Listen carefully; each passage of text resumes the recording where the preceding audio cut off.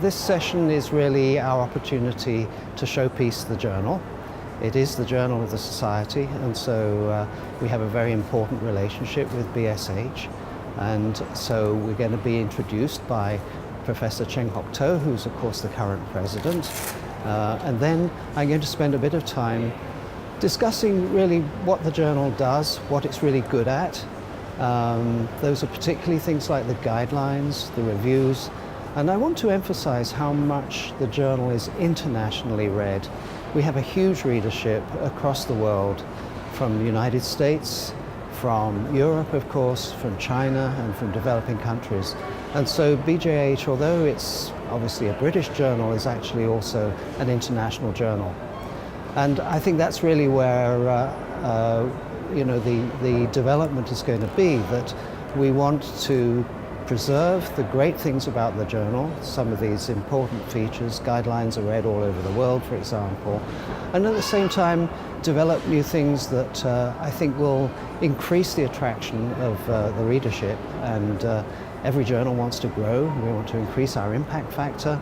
And I think by bringing in new initiatives and new topics, we're thinking, for example, of having a topic called emergency haematology, and a sort of how I treat for hematological emergencies.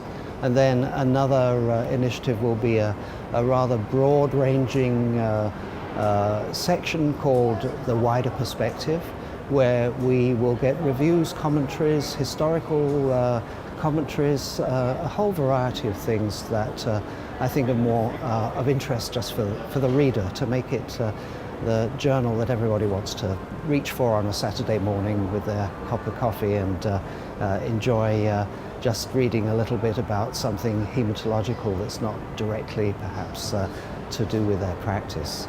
So we thought it would be nice to set up a new tradition of highlighting some of the top downloaded papers that can be original papers or reviews or guidelines, and showpiece those and recognize the authors for papers that have really been outstanding, that have really reverberated across the globe and have created an impact and an interest in the journal. As it happens, the guidelines are always the top downloads, and so we're choosing the top guideline.